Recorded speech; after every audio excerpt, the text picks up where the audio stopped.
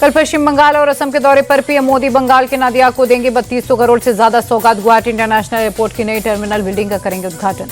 दिल्ली के भारत मंडपम में WHO के ग्लोबल समिट का समापन समारोह। पीएम मोदी हुए शामिल। पारंपरिक चिकित्सा में भारत का नेतृत्व समिट का एजेंडा। पीएम मोदी ने MY आयुष पोर्टल को किया launch. 11 year of transformation in Ayush नाम की किताब भी लॉन्च की। प्रधानमंत्री मोदी ने कहा समिट पारंपरिक चिकित्सा को वैश्विक स्तर पर बनाएगा प्रभावी। भारत प्लेटफॉर्म को मजबूत करने का कर रहा काम। पीएम मोदी बोले योग आज दुनिया के कोने कोने तक पहुंच रहा है। योग ने दुनिया को स्वास्थ्य, संतुलन और सामंजस्य का रास्ता दिखाया। कांग्रेस की वजह से संसद में प्रदूषण पर चर्चा नहीं हुई। केंद्रीय मंत्री किरेन रिजिजू बोले सरकार प्रदूषण पर चर्चा चाहती थी लेकिन कांग्रेस ने सिर्फ हंगामा किया। किरेन रिजिजू बोले प्रदूषण पर बहस कांग्रेस की वजह से नहीं हुई। ये कोई राजनीतिक मुद्दा नहीं, प्रदूषण पर सबको मिलकर काम करना होगा।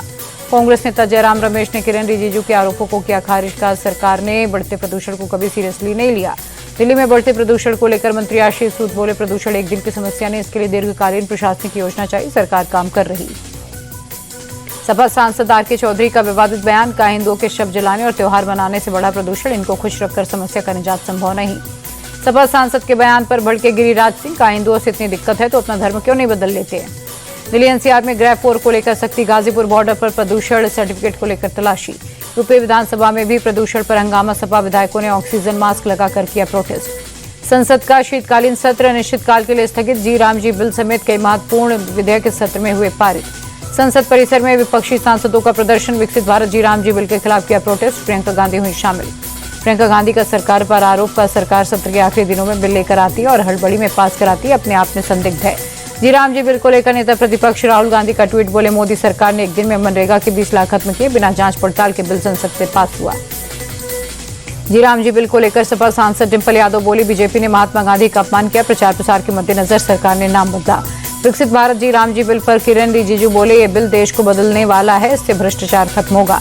शीतकालीन सत्र खत्म होने के बाद स्पीकर ओम बिरला ने सभी दलों के सांसदों के साथ बैठक की। पीएम मोदी हुए शामिल, प्रियंका गांधी भी रही साथ।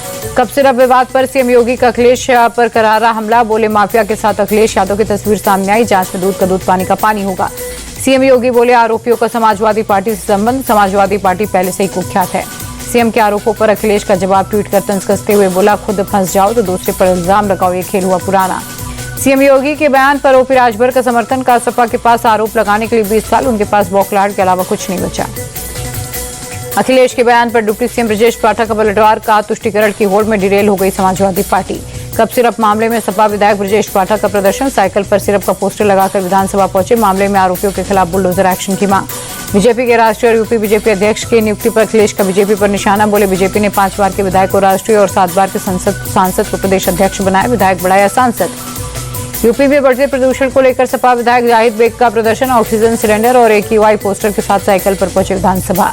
कथावाचक को सलामी देने पर विपक्ष का अटैक। अखिलेश बोले पुलिस सलामी में व्यस्त, प्रदेश का अपराधी मस्त, माफिया राज पर लगाम की जगह सलाम का खेल।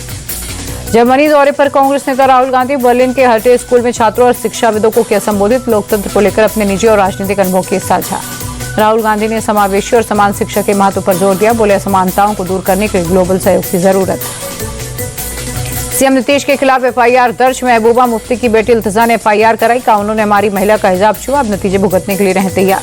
AIM नेता इम्तियाज जलील का विवादित बयान। कहा अगर मेरे सामने ऐसा होता तो सीएम नीतीश के हाथ तोड़ देता। सपा सांसद जियाउर रहमान बर्क ने सीएम नीतीश के खिलाफ कानूनी कार्रवाई की मांग की। कहा ऐसी शर्मनाक हरकत के लिए उन्हें माफी मांगनी चाहिए। नागपुर की एक सोलर कंपनी में पानी का टैंकर फटा। हादसे में 3 मजदूरों की मौत, 3 घायल, 3 की हालत गंभीर।